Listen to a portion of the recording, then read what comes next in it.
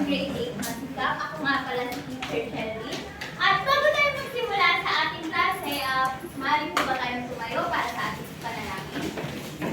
May gusto po bang manalangin? Okay, good morning. So let's bow our heads and pray the prayer. Thank you, Lord, sa araw na ito. And good luck po sa ating mga demo teachers at sa mga big students sa sasagot. Piliin niyo po kami ng focus at ng lakas para po makinig at tayo ito sa pakas. So, thank you sa araw, Lord. Amen. Hari na po tayo mampo. At tayo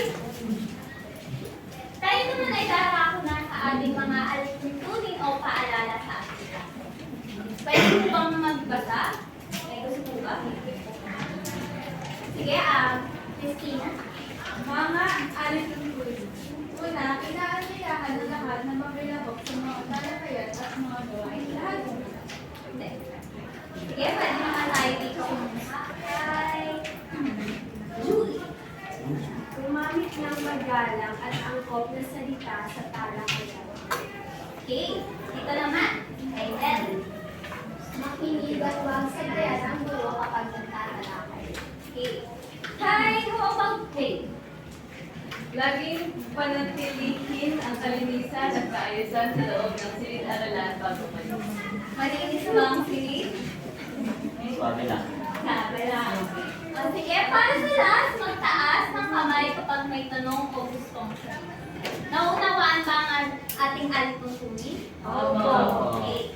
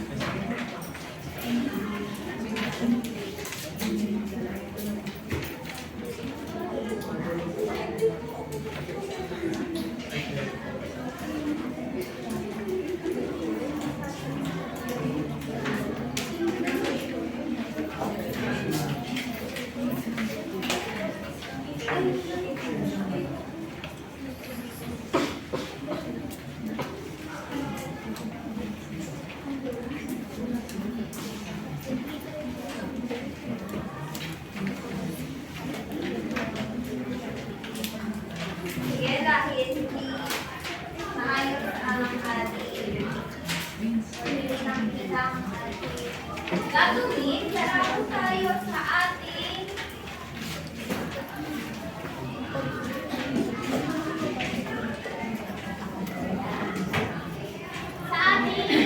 activity.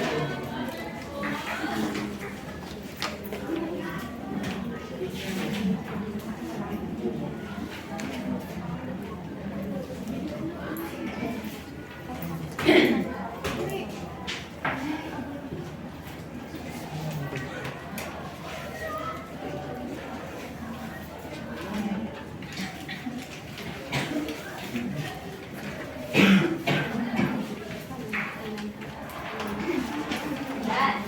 Para sa ating activity, sige, kumuha ng isa at isa.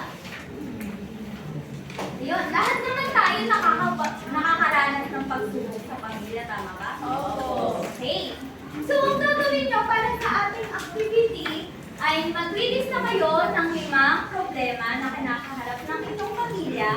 Pagkatapos nyo maglista ay ilalangon nyo to ng 1 to 5. 1 ang pinakamadalas, 5 naman kung pinakamababa.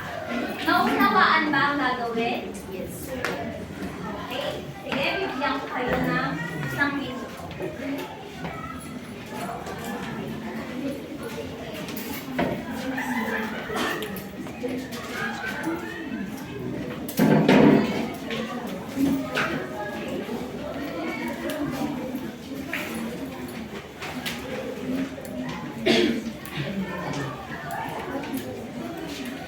Meron ka bang sobrang huli?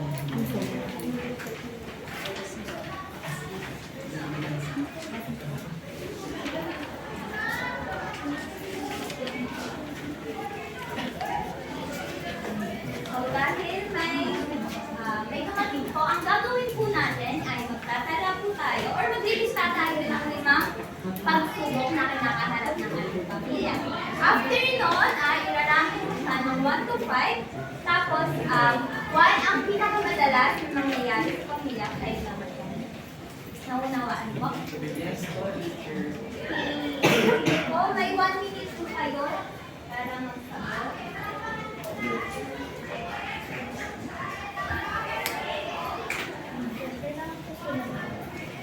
Lima lang. Yun, may sagot na ba?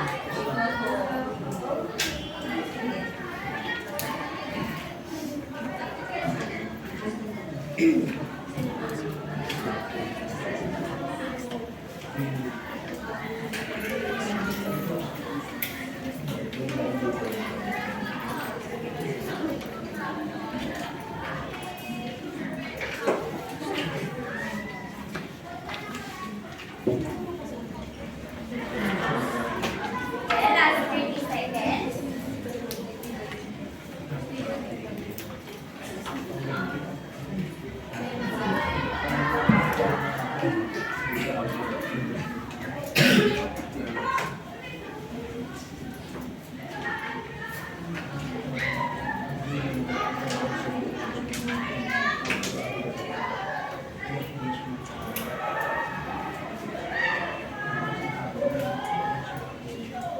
Okay, may sagot na ba lahat? Nakapagsagot naman? Lahat ba? Hindi pa? O sige. Ganito. Magtatawag ako ng 2 estudyante para ibahagi ang kanilang sagot. Okay ba? Parang walang mga energy. Okay ba? Yes. Sige, saan ako natapos kanina? Ay, dito. So, sige, dito naman ako kukuha ng magsasagot. Sige. Marjorie. Ano ba kumayo? Sa 5 minutes, ano yung 5 minutes na mo na pagsubok ng Para sa akin po, meron po tayong 5 problema kinakaharap. Una is kakulangan sa pera. Pangalawa is kulang sa quality time. Pangatlo, hindi pagiging open sa isa't isa. Pang-apat, kulang ang atensyon ng mga magulang sa kanilang mga anak. At panghuli naman po ay hindi magunawa sa nararamdaman ng bawat isa. So, sa 5 na to, ano yung pinakamadalas na pagsubok o problema na kinakaharap ng pamilya? Para sa amin po is yung unang nabanggit na kakulangan sa pera. Sa pera. Okay? Salamat, Marjorie. Pera. Sige, dito naman tayo sa kabila. Pwede ba tumayo si San? San. Sige. Okay lang. Parehas po kami, kawalan ng pera. Kalawa, hindi pa po kaunawaan. Tapos, kawalan ng pagkain, pagkasira ng bahay. Una po yung nararanasan is kawalan ng pera. Oh, pera din. So, hindi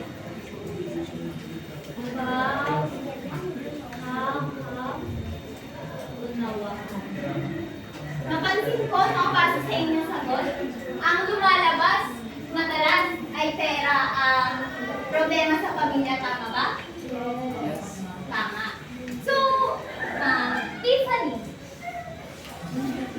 ano yung nararamdaman mo kapag, ano yung pinakamadalas na pagsubok na kinakaharap mo ba? Lack of quality time. Lack of quality time. Sige. Ano yung nararamdaman mo kapag yung pagsubok na yon ay umalaan sa pamilya? Anong nangyayari sa inyo?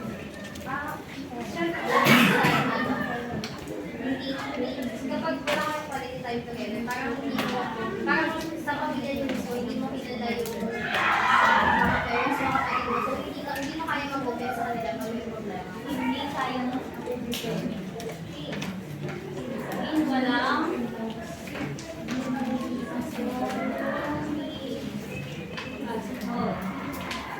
sige. Sa kanila naman, how about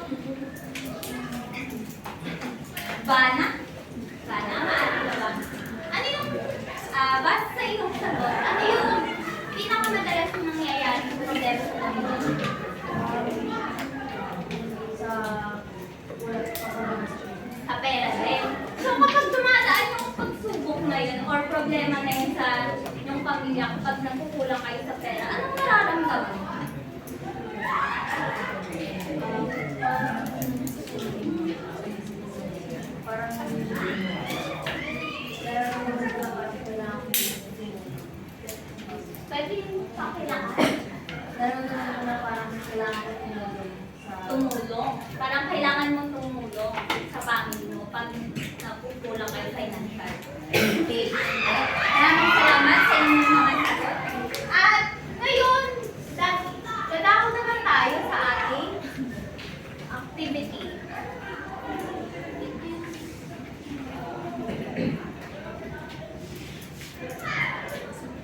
Wait lang.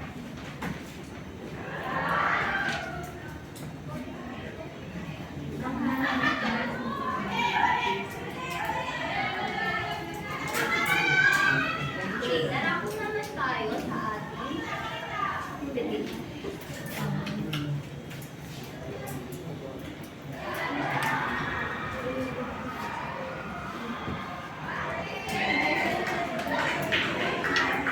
Yan, nakikita ba?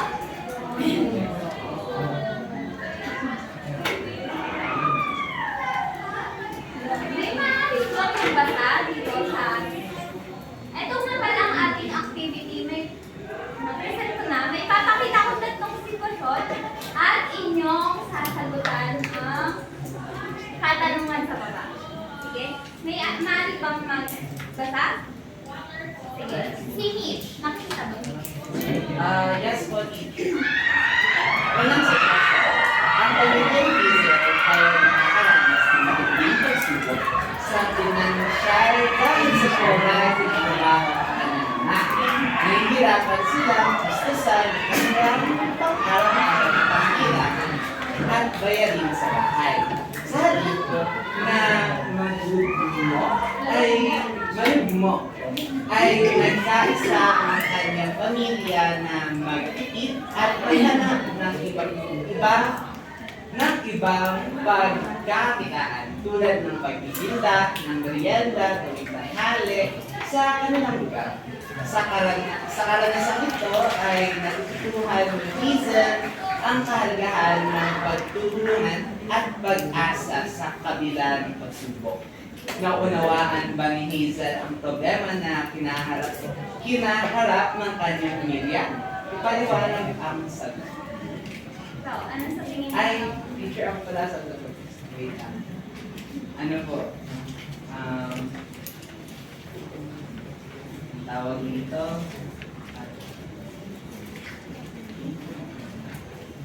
Naunawa. Opo. Sa paanong paraan, anong ginawa ng pamilya ni Hazel? Kasi po teacher, gradually ma'am, ano po ma'am, kasi si Hazel po is tumulong dun sa, kanyang magulang, wala nga po silang pera, di ba?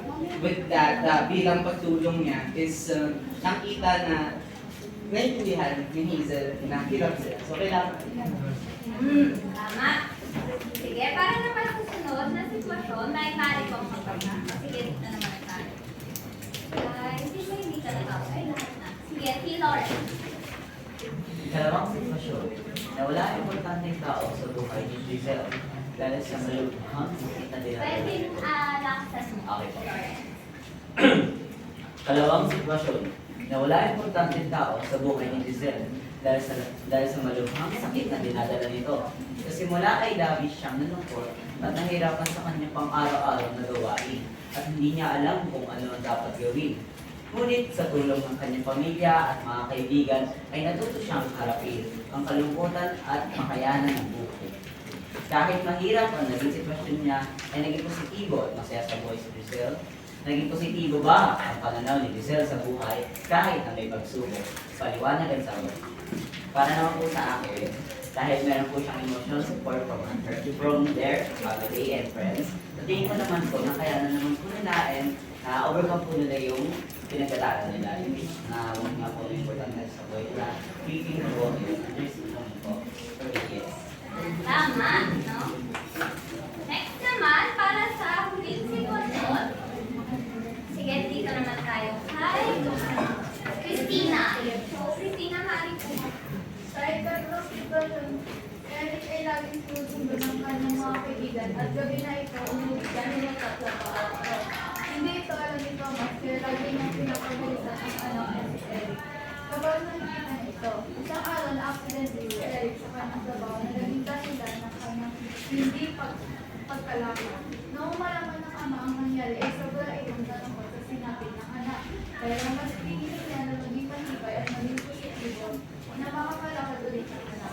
Naglaan si Thomas ng oras upang alagaan ng anak at sa bawat subok sa Eric ng lumakad ay nandun ang suporta ng mag-ama. Dahil sa suporta ng anak ay nagkaroon sila ng maayos na pag-uusap at pagkakalakaan ng ama. Tatanggap ba ni Sige lang. Tatanggap ba ni Thomas ang nangyari kay Eric na hindi na ito ipaliwanag ito po, natanggap na ako. Ako po nagkaan ng oras at Nananggap kasi naglaan ng oras para makalakad muli si Eric. So sa tatlong sitwasyon na yon, patungkol saan ang mga sitwasyon na ipinakita? Sa? Wait, pwede bang magtaas ng kamay kung di Ellie, sa problema po ng problema sa pamilya. Problema sa pamilya. Sa tatlong sitwasyon na pinakita, ano-ano yung mga problema doon? Ano-ano yung mga pagsubok, pangunahing pagsubok na kinaharap ng pamilya? Sa tatlong sitwasyon. Meron po ba gustong sumagot? Si Jonah. Sa pangalawang sitwasyon po, ang naging problema po is yung pagkawala ng minamahal sa kanya. Pagkawala ng minamahal sa buhay. Okay? Pagkawala ng mahal sa buhay. Sige. Ano naman yung... Ano pang mga problema? Si Lauren. Financial problem. Financial problem o financial. Para sa last, ano pang sa pangatlong sitwasyon, sa tingin nyo, ano yung problema na kinakaharap? Eh,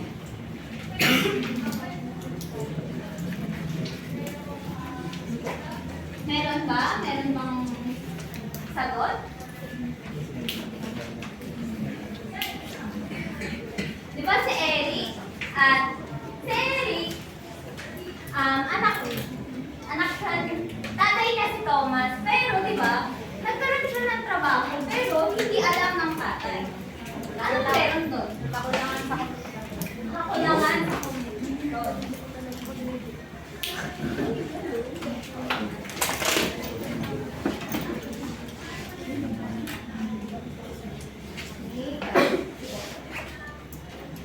So, sa tatlong sitwasyon na yan, ano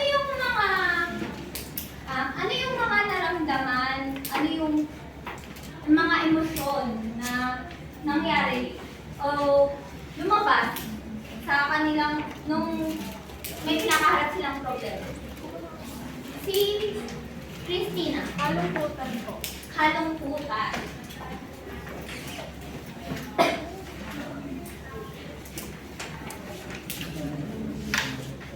Ano pa? Ano pa? May gusto pang sumagot? Bukod sa kalungkutan, wala bang positive na nangyari sa kanila? siguro po yung saya or siguro po yung saya or satisfaction nung parang overcome na po nila yung problem. Na overcome.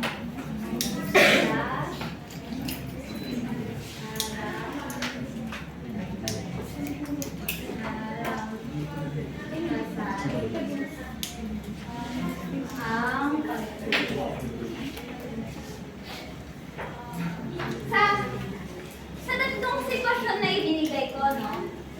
Ano yung pangunahing katangian ng pamilya na pinakdala? Sa tatlong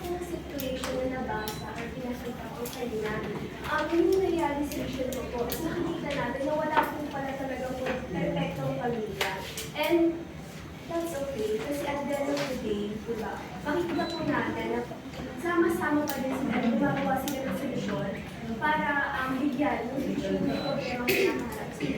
May solusyon. Solusyon sa problema. Ano pa?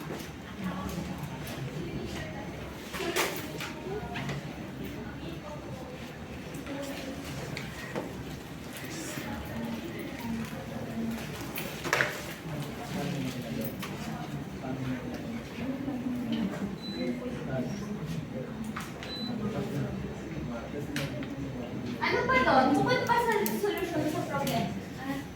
Si Christina. Yung pagkakaunawaan po na kahit po nagkaroon ng problema, naging positibo, and napakahalaga po yung pagkakaunawaan para po ma-resolve po yung mga pinagkakaunawaan. Ay, pagkakaunawaan.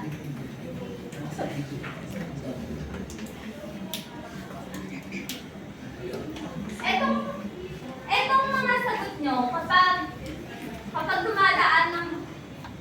dumadaan ng pagsubok sa pamilya. Kapag dumadaan, etong mga base sa inyong mga sagot, kapag dumadaan sa pagsubok ang pamilya, ano siya? Anong katangian siya? Ano? Agree lang po. Yung hindi po nila pagpapadala po sa problema, yung hindi po nila pagsuko. Hindi pagsuko? Maliban sa hindi pagsuko, ano pa yun? Hindi pagsuko.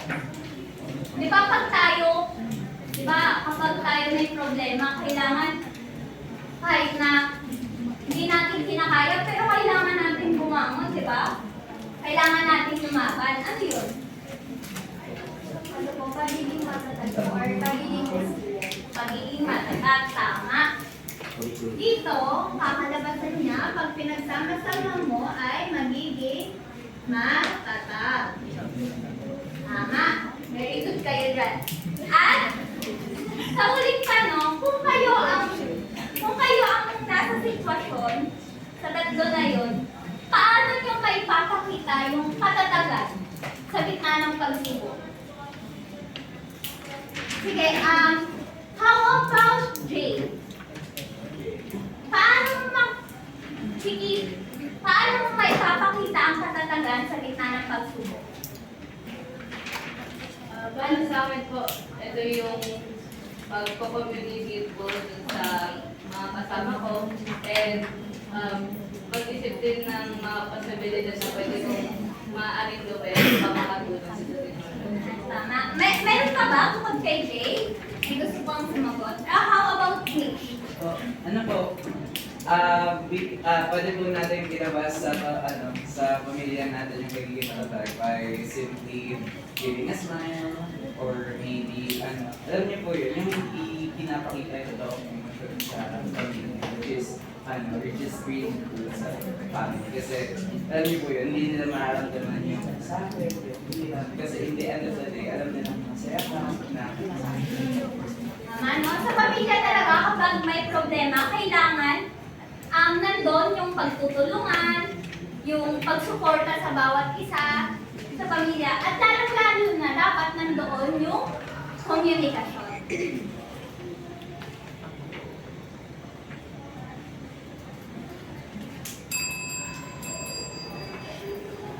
Ayan. Naiintindihan niyo ba at natuto ba kayo sa pinahaging activity ni Teacher Shelvin? Yes. Ayan. So ngayon, dadako naman tayo sa ating talakayan. Ayan. Ang ating talakayan ay tungkol sa mga pagsubok sa pamilya. Umpisahan natin sa ating mga layunin. Sa pagtatapos ng klase, ang mga mag-aaral ay inaasahan na una, pakibasa, Julie. Natutukoy ang mga pagsubok sa pamilya. Pangalawa, Bana. Nakapamiligan sa pagiging matatag sa mga naranasang pagsubok sa pamilyang pinagbibilangan. Next, Jonah. Nakapaglalapat ng mga bastong pagtugon sa mga naranasang pagsubok sa pamilyang pinagbibilangan. Ayan, maraming salamat. So, ngayon, nadako tayo sa ating, ayan ang ating mga pag-aaralan ngayong araw na ito. Ang mga karaniwang pagsubok na kinakaharap ng pamilya pag-unawa at pagtanggap ng mga pagsubok. At ikatlo, ang mga wastong pagtugon sa mga nananasang pagsubok sa pamilyang kinabibilangan. So, base sa mga sagot nyo kanina, sa ating activity, ano sa tingin ninyo ang mga karaniwang pagsubok na pinagdadaanan o yung mga common na pinagdadaanan ng bawat pamilya? Lawrence, Siguro po as common na po, yung karamihan po na top answer nila is pera. pera. Next, Marjorie. Para sa akin po is kawalan ng quality time. Since yung mga parents po is nasa modern world na po tayo. So, it's either yung mom or dad nila is parehas nagtatrabaho. Okay, maraming salamat. So, ang una natin dyan ay ang kawalan ng pera o pinansyal na problema. Ayan. So, sa pinansyal na problema natin, nakikita natin dito sa ating larawan, magkano siya sa tingin ninyo? 40, 60, 65. 65.25 to be exact. Ayan, sorry.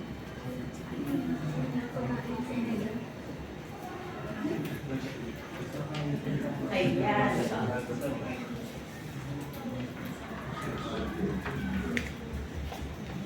So, sa pinansyal na problema, dito pumapasok yung kakulangan sa kita o kawalan ng trabaho ng mga bawat pamilya. So, sa tingin nyo, bakit ba nawawalan ng trabaho ang mga bawat pamilya, Jonah?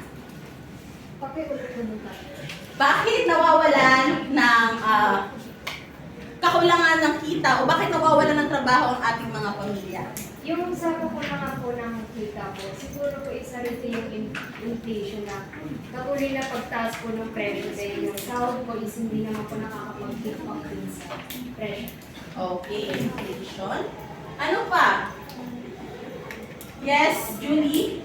Siguro po, ayun nga, kagaya po ng sabi ni Jonah is yung kakulangan po, lalo na po sa mga pamilya na madami po talagang magkakapatid. Okay. So, batay sa inyong mga karanasan, magbigay kayo ng halimbawa ng inyong naranasan at paano niyo ito nalampasan base sa pinansyal na problema.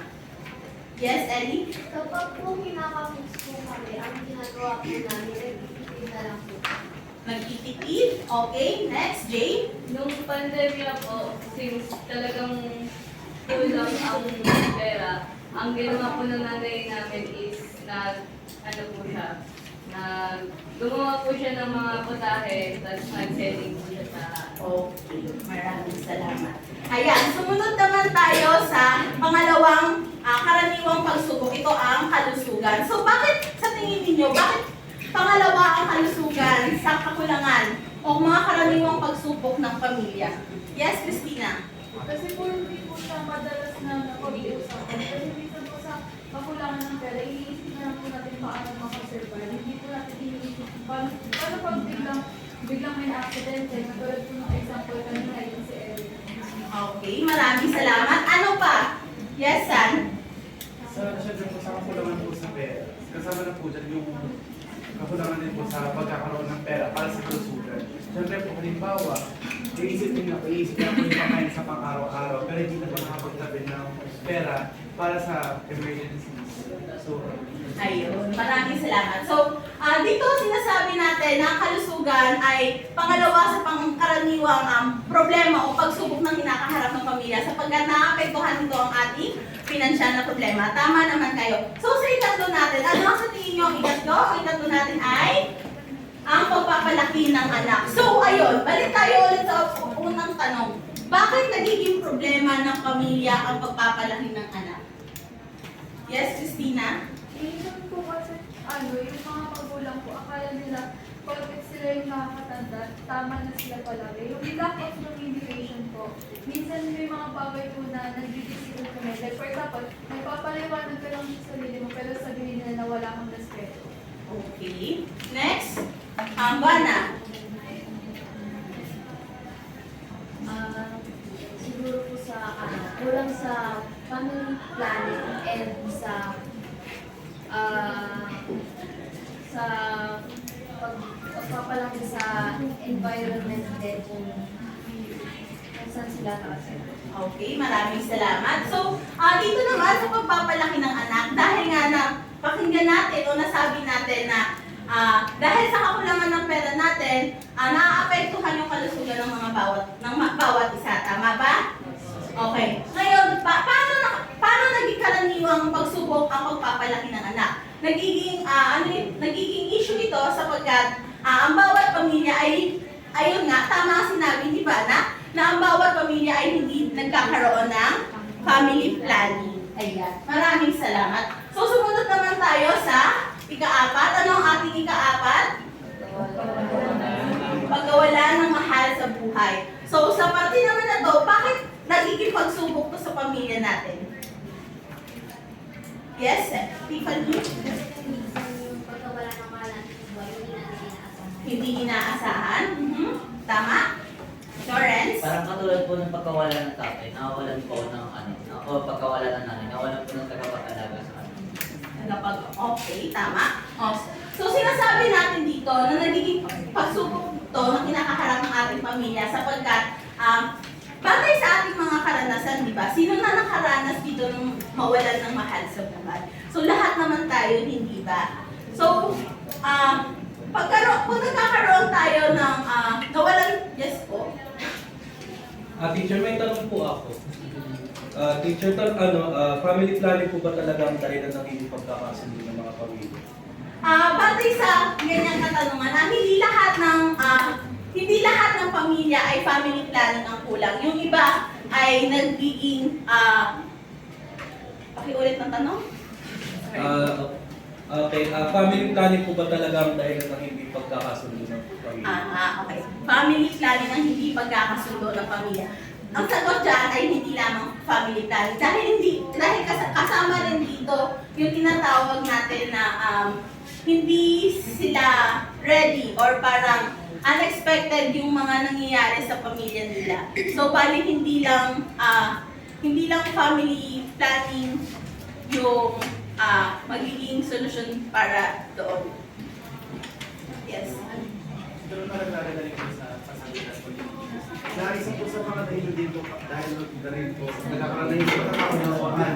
Pagdating po sa bawat pamilya is, kaya iba-iba na po sa mga ideals. Pagdating po sa iba't ibang mga bagay. Halimbawa po, ang henerasyon ng mga magulang, iba na po sa henerasyon ng mga kabataan ngayon. Pag iba na po yung pag-iisip ng mga kabataan, iba na rin po yung pag-iisip ng mga magulang. Mga magulang pinalaki sila kung paano mag-survive. Ang mga kabataan, pinapalaki sila ng lipunan kung paano mabuhay. Yung connotation ng mabuhay. Ayan, maraming salamat sa iyong pagdagdag. Okay, so sumunod na tayo sa ating ikalima, ang relasyon. So, konektado ang relasyon sa pagpapalaki ng anak. Bakit? Sa tingin nyo, bakit related or bakit magkakonektado ang relasyon or ang hindi pagkakaunawaan ng pamilya or ng mga magulang sa pamilya? Yes, Jay. Sa early stages po kasi ng mga bata, very vital doon yung presence ng magulang and yung attention din nila. So kapag walang ma-establish na relasyon between sa magulang at sa bata, doon na nagkakaroon ng mga batang rebelde, mga batang makukulit, gano'n po. Kaya kakawatak-watak ito minsan yung relasyon ng pamilya at saka yung kung paano nila ilabas yung sarili nila sa outside world. Okay, maraming salamat. Yes? Christina? Kasi kung kapag po yung relasyon ng parents natin is hindi okay, palagi na lang po nagbabangayan. Ako po bilang anak na naranasan ko, parang hindi ko alam na lumaki ako na may galit, na hindi ako marunong makipagpapilitan. Kaya kaakibat po nun is yung pagpapalaki sa anak. Kailangan po maganda po muna yung relasyon ng mag-asawa para po mapapalaki po ng maayos at kalmado at makakapag-ambag po sa isang society yung anak. Ayan, maraming salamat. So, naiintindihan niyo naman ba ang ating diskusyon? Ayan. So, dadako naman tayo sa susunod na ating kahalagahan at pag-unawa at pagtanggap. So, sa tingin niyo, ano ba yung mga kahalagahan, pag-unawa at pagtanggap natin sa mga pagsubok ng ating pamilya? Yes po. Teacher, paano po kami maniniwala doon sa mga pagsubok kung wala naman po kayong datos na binibigay? May iba po ba doon na outdated na po ba? O yung iba doon po ay talaga bang nakikita pa ngayong sa panahon natin?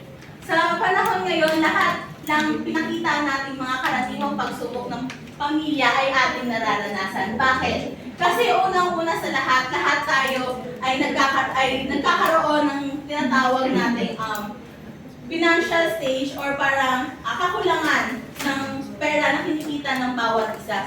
Kasi lahat ng mga nangyayari o lahat ng mga bagay na aano sa ating gobyerno ay tumataas. Yung mga ating bilihin, ganon. Kaya siya ayun.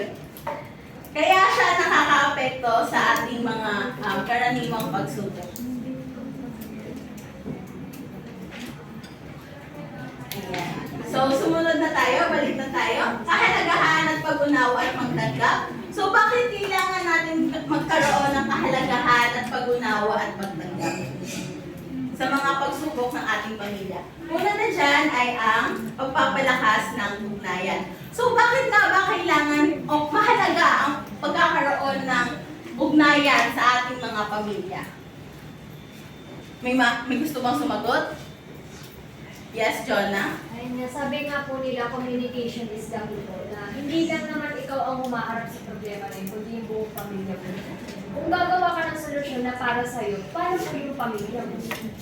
Okay, maraming salamat. So, dito ipapakita natin, kaya tayo nagkakaroon ng ugnayan upang kagaya na nga ng bawat sinabi ng bawat isa na ang komunikasyon ay ang sagot sa lahat ng mga problema natin. Kaya kailangan magkaroon tayo or mag-build tayo ng relationship sa mga relatives natin. Although sabihin natin mahirap siya, pero kailangan natin tatagan yung ating sarili para tayo ay matuto. Ayan. Sumunod naman ay ang pagpapakita ng suporta. So, bakit nga ba kailangan natin magkaroon ng suporta or pagpapakita ng suporta sa ating pamilya?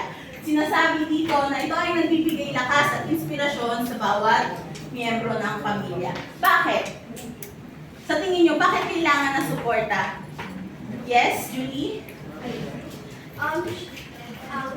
Yung pagpapakita po ng suporta, sinasabi ko kasi yung isang bata na meron siyang neglectful parents, yung wala po talagang kakit. Paano mararamdaman? Halimbawa po sa school po, no? Pamilya ko nga, hindi nagpapakita ng suporta and pagmamahal sa akin. Paano pa kaya yung klase ko, di ba? Paano pa kaya yung mga tao hindi ko naman kilala? So, importante po, no, sa bahay pa lang, nagpapakita na po ng suporta yung magulang. Ayan, maraming salamat. So, ang pagpapakita ng suporta sa bawat isa ay isang mahalaga. Bakit? Kagaya nga na sinabi natin kanina na ang pagpapakita ng suporta ay isa sa kahalagahan nito. Kasi kapag ang bawat isa ay walang suporta, magkakaroon tayo ng lack of communication. Naintindihan? Ayan. So, next is pagunlad ng pag-uugali. Sino ang gustong magbasa? Marjorie? Pagkunlad ng pag-uugali, nagtutulong ng pagiging matatag at tibay yung loob sa harap ng hamon. So, paano natin nasasabi na yung pagunlad ng pag-uugali ng bawat mamamayan ay ng bawat miyembro ng pamilya ay nagiging matatag to sa hamon ng buhay? Para po sa akin, base po sa karanasan ko, is sabi po kami lumaki ng mother ko. Meaning, nung bata po ako, madalas po kami hindi nagkakaunawaan kasi may mga bagay po ako na kinocontradict. Or sabihin na natin na bata lang din po ako, marami po akong tanong, and yung mother ko po ay hindi po siya open or hindi po niya ako totally sinasagot or tinutuan. And with that po, nagkaroon po kami ng thorough discussion or nagkaroon po kami ng open discussion with each other na kung saan sinabi ko po lang or ibinahayag ko po yung mga hinaing ko po tungkol sa kanya or kung ano po yung mga bagay na kailangan niya pong malaman as a mom. And with that po, yung masasabi ko po na yung relationship po namin ngayon is mas napagtibay, mas naunawaan ko po yung mother ko and mas naunawaan niya din po. Ayan, maraming salamat. So, yes, Han? Paano kapag sa isang sitwasyon, very actualistic po kasi yung mga views natin ngayon. if we are going to use individualistic perspective, what are we going to do if communication is not the solution anymore to the family? Since may mga sitwasyon po kasi na hindi na po komunikasyon na magiging solusyon sa problema kasi pamilya natin po yung problema. So ano pong gagawin natin as Ayan, it's very sensitive topic. So, batay sa iyo, dahil nga hindi na tayo nagkakaroon or parang hindi na magiging dahilan yung communication natin, siguro gagawa pa tayo ng ibang paraan. Katulad ng liham. Pwede tayong gumamit ng liham upang makipag-communication sa kanila. Hindi tayo magkakaroon ng oral communication, kundi with our letters, doon natin may papakita o may sasabi sa ating mga mahal sa buhay o mga miyembro ng pamilya ang pagkakaroon ng communication. Ayan, so maraming salamat. So, yes po. Teacher, ma'am, tanong lang po, alin po kaya sa mga kahalagahan na nabanggit ninyo, yung masasabi po ninyong hindi na pagtutunan ng pansin or kahinaan ng mga Pilipino po kung sa atin po ilalagay ito? At bakit po kaya? Ano po kaya yung mga aspeto na dahilan? Bakit mahina yung mga Pilipino sa ganitong kahalagahan? So siguro para sa akin ay ang pagpapakita ng suporta. Bakit? Kasi ang pagpapakita ng suporta sa pamilya ay isang mahalaga kasi hindi mo mabubuo ang komunikasyon mo. Or sabihin natin hindi tayo magkakaroon ng maayos na komunikasyon kung wala tayong suporta sa bawat isa. Or pwede rin sabihin natin yung komunikasyon ang unang problem, ang kailangan natin, ang una natin kailangan lutasin sapagkat ang pagkakaroon ng komunikasyon, dito na nabubuo ang pagkakaroon ng suporta ng pamilya. Next, mga wastong pagtutunan na natin. Ayan, meron dito na pumapasok yung sinasabi natin komunikasyon, suportahan ang isa't isa, pananampalataya. So bakit nga ba kailangan natin manampalataya kapag meron tayong mga pagsubok sa buhay? Yes, Lawrence. Parang communicate sa kampo or parang sa pick-up on po na may things are going to be better. Ayan, maraming salamat. So, pagtutulungan, dito na rin pumasok yung sinabi natin kanina na kailangan ang bawat miyembro ng pamilya ay maghanap ng solusyon. And ang pangkali naman ay ang paghingi ng tulong sa mga profesional sapagkat hindi naman lahat ng pamilya ay kaya solusyonan yung mga problema na kinakaharap natin. Tama ba? Ayan. So, may natutunan ba tayo grade 8 masikap? Ngayon, mayroon ako ditong ahon at mga papel na ipapamahagi sa inyo. Ang gagawin nyo lamang dito ay magsusulat kayo ng mga pagsubok ninyo sa pamilya na pinagdaanan at paano nyo ito nalutas. Or paano nyo ito nasolusyonan. Ano ang naging batayan ninyo. Naintindihan? Meron na lamang kayong 3 minuto sa pagsagot. Maraming salamat.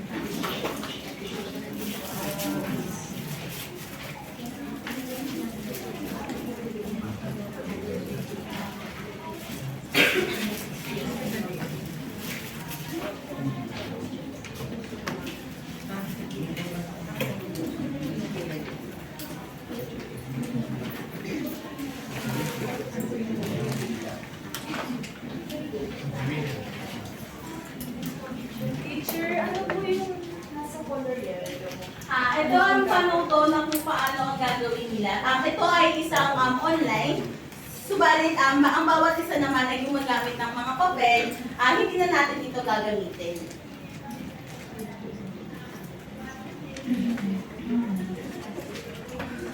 Ayan, so dahil may nasulat na ang bawat isa, sumunod na tayo sa ating sunod na gawain. Ito ang unang pangkat at ito ang ikalawang pangkat. So magkakaroon kayo ng role playing na kung saan magbibigay kayo ng mga pagsubok ninyo sa buhay kung paano nyo ito nalampasan. Naintindihan ba? Naintindihan ang bawat pangkat? Yes po. Okay. Magbilog na kayo at pag-usapan ninyo sa loob ng 1 minuto kung ano ang dapat ninyong gagawin.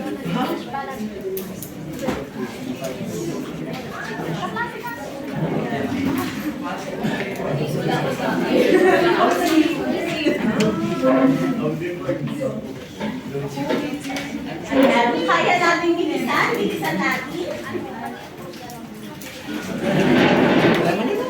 Batay sa ating mga tinalakay, pwede kayong kumuha doon ng mga pagsubok sa pamilya na gustong yes?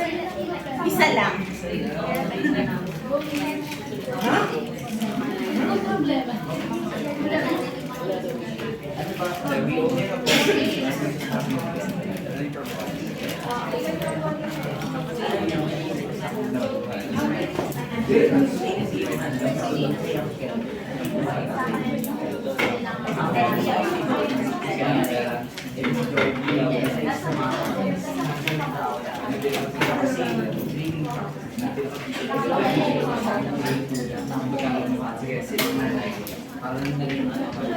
Ayan, ready na ba ang bawat isa? 5, 4, 3, 2, and 1. Ayan, maraming salamat, Ricky Masukap. Ayan, nakikinig pa ba ang bawat isa? Yes po. Okay, 1 minute.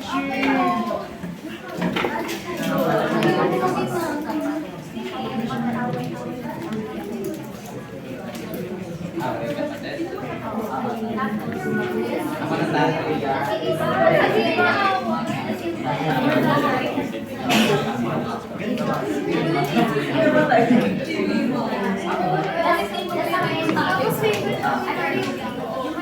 Ayan, ready na ba tayo? Okay, balik na ang upuan. Hindi pa sila. Pag-umpisahan na natin ang inyong activity. Ayan.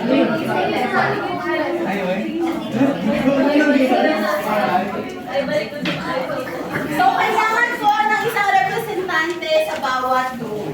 Sino ang representante ng grupo? Sa grupo na ito ay sino? Isa lang. Isa lang muna. Sino?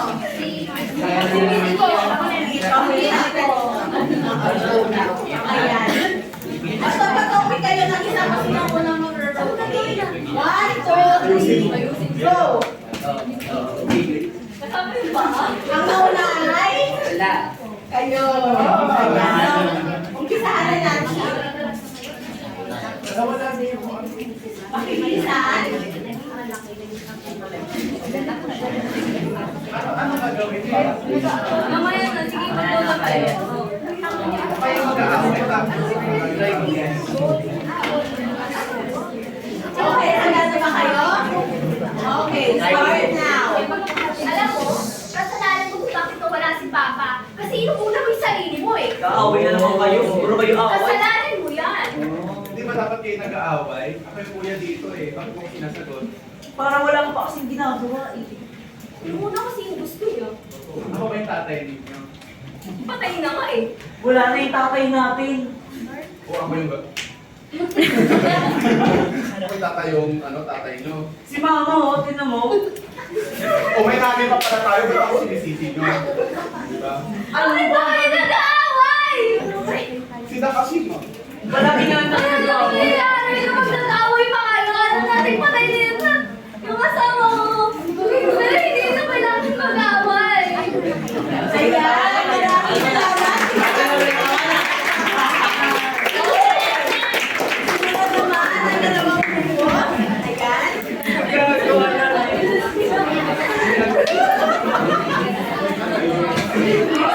Okay. Mag-umpisa na tayo. Makinig ang lahat. Makinig. Wait lang. Nagawalis. May na-paper pa kasi. 1, 2,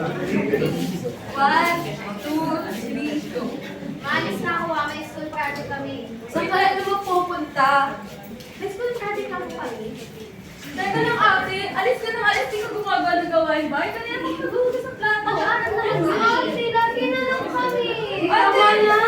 Bakit? Nag-aaral naman ako, hindi ba yung mahalaga? Nag-aaral naman kami Pero mas may At nag-aaway na naman kayo. Tapos kakapiyan mo na naman sa ate. Wait lang! Huwag ka sumasagot sa akin, Ellie. Alam mo, dapat gumaya ka nga kay Tiffany. Top student yan sa school. Kulak-bol ka. Kasalanan mo ha. Kasalanan mo! Tama na yan, masama ang nag-aaway. Ayan, maraming salamat.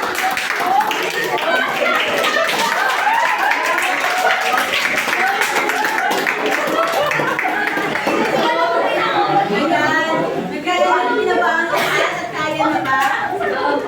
Ayan. So ngayon, nadako na tayo sa ating pagsusulit. Ayan.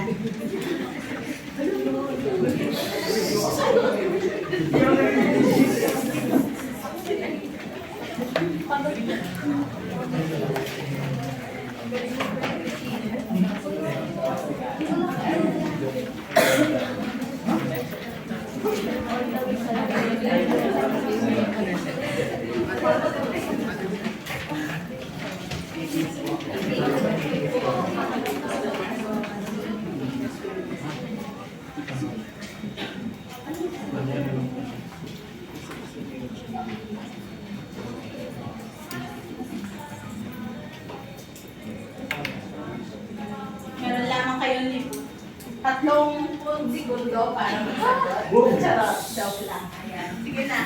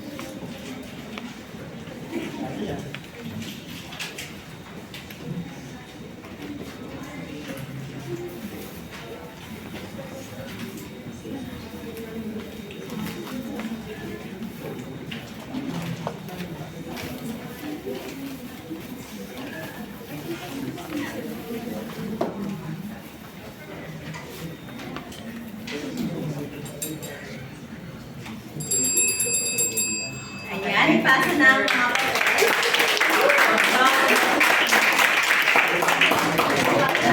Ay, pasa na daw po. Pasa na daw. Lahat ng papel ipasa na sa harapan. Sa inyo na yan. Ay, sa